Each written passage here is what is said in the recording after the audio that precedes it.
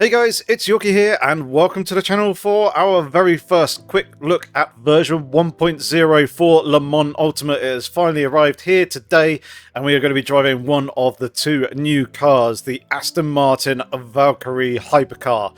A very highly anticipated car here in the sim. It is great to finally have it here in Le Mans Ultimate, and I believe it is the first of any sims in an official capacity, so very much looking forward to this. This is going to be my first drive. There is one thing that I want to check before we actually go out onto the circuit.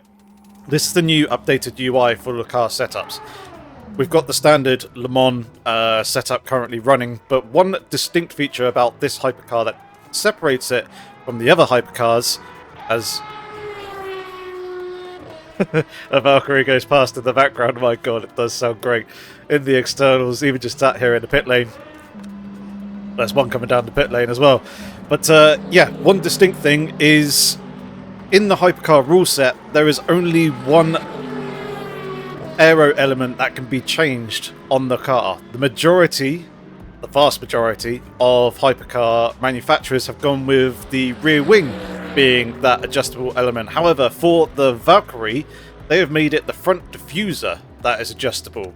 So that's a big difference there in that we can change the front diffuser. However, we cannot adjust the rear wing at all. That has to be fixed. It's the other way around on all the other hypercars. So this is going to be quite a distinct difference between it and the other hypercars when it comes to the other circuits. Obviously here at Le Mans, we're going to be wanting that running down at the lowest settings.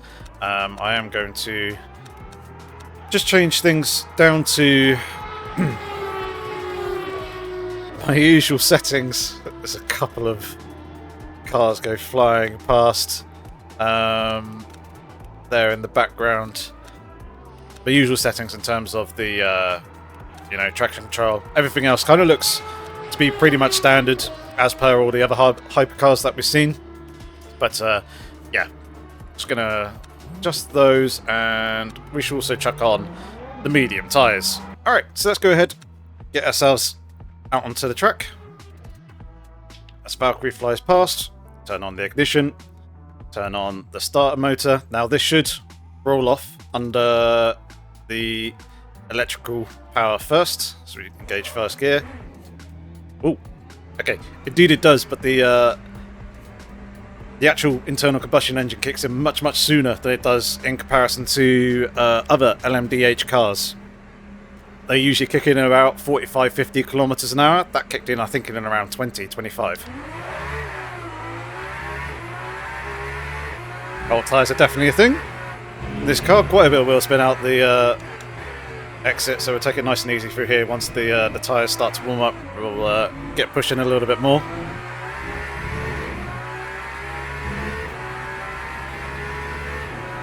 Oh, it's nice to have a V12.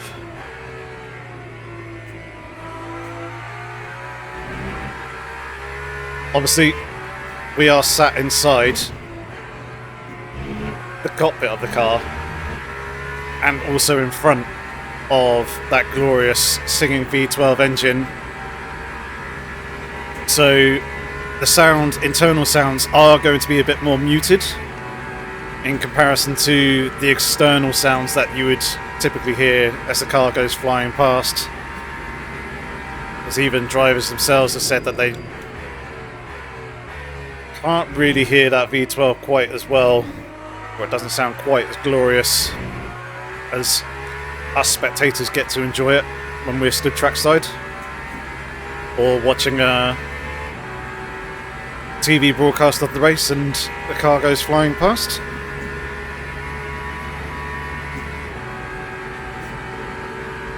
Curious as to how competitive this car is actually going to be in an online environment. I'm hoping that it will be a viable car to drive and competitive, and isn't quite like it is IRL, where it's finding its feet at the moment. Obviously, with each race, they are improving the car and they are getting closer and closer, more and more competitive. Obviously, the balance of performance there is also helping, but we haven't quite been seeing the results for the car that us fans of Aston Martin will have been hoping for. He says as I'm sat in a McLaren F1 t-shirt. But I am an Aston Martin fan as well. Just not representing the band today, it seems.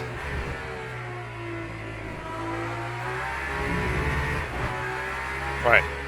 There is a Valkyrie behind us, so we are going to slow down here and let them catch up so we can try and hear a little bit of their engine note as they're driving past. I have to say though, it does sound, even internally, it does sound good. So here it comes.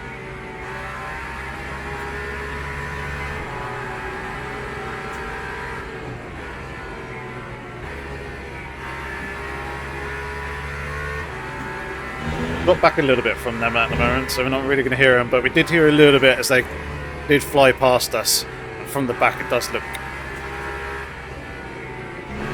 pretty nice. Those Venturi tunnels on the underside of the car, absolutely massive in comparison to some of the other hypercars. Oh, getting a little bit loose there over the curves. Right.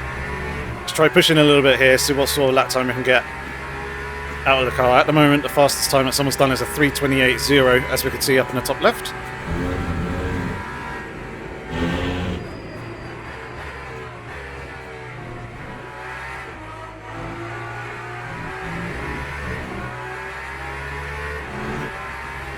Feels pretty planted, nicely drivable.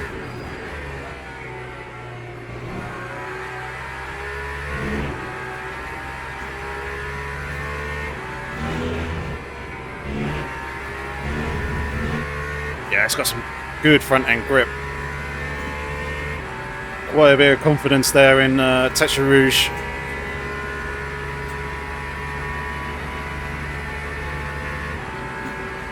See what sort of speed we can hit here coming towards the first Mulsanne chicane. Obviously setup isn't that optimised, but we can still hit 333 kilometers an hour, which is on par with a lot of the other hypercars in their default configuration, so things are hopeful for the moment.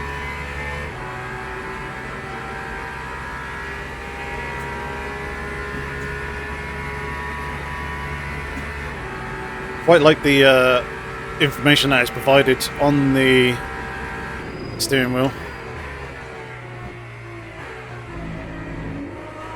Pushing the braking zone a little bit there.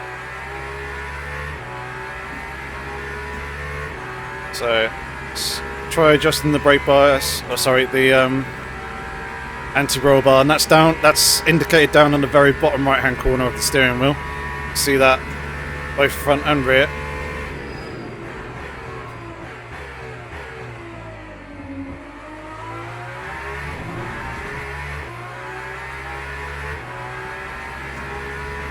Brake migrations there up in the top right. Obviously, brake bias is also up there in the top right. And it looks like traction control. I'm not seeing change. I keep forgetting to change up into 7th gear.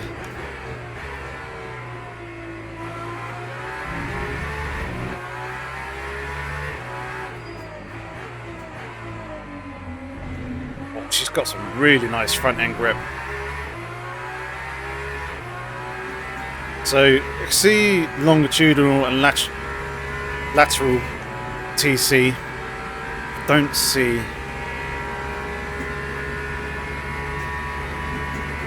any adjustment for the longitudinal traction control, and interestingly, there is no motor map adjustment here on this car, and that's us into the wall. Suspension damage. But yeah, interesting. There's no motor map there, so that's not going to be a factor you need to manage.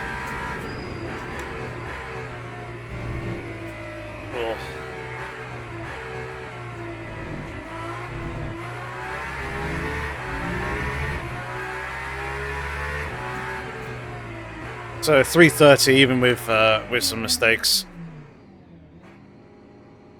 Very interesting. All right, let's go back to the garage. So let's jump into the replay mode and take a look at this.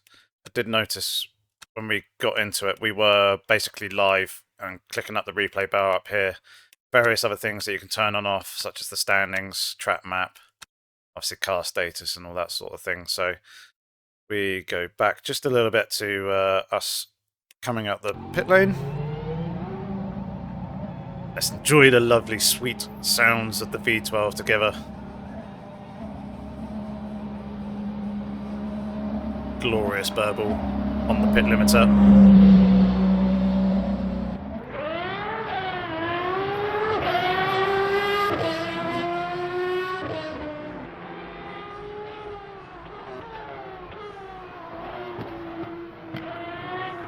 The crackle and pop from the exhausts.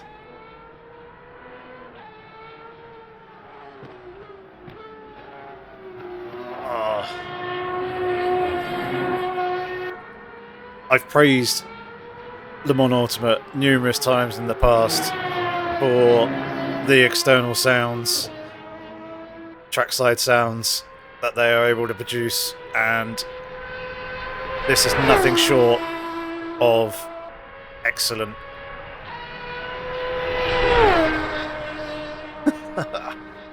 Oh, it sounds so good.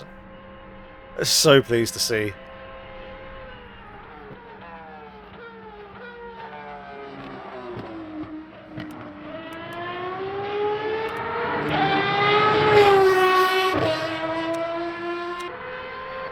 Go to a different group.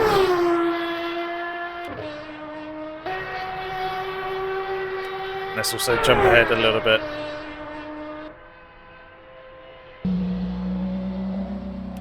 Let's go back a little bit from here to here, yeah.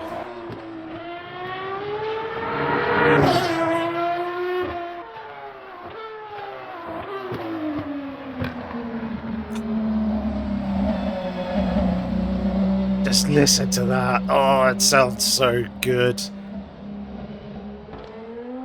The way all the notes throughout the entire range are being captured, and then all the little exhaust pops and burbles and everything just sound so very nice.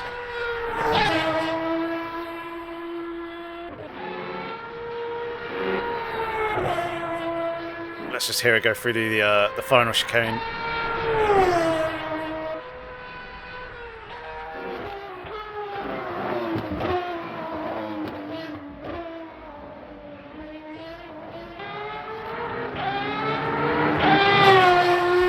I can't help but smile. It just sounds so good.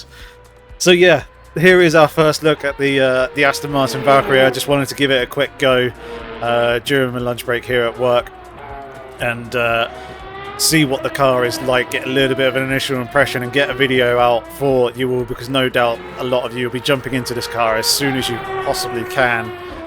But in the meantime, I hope this video gave you a little bit of insight as to how the car drives and how it sounds, and how much fun it is going to be racing this in a field of other people later on.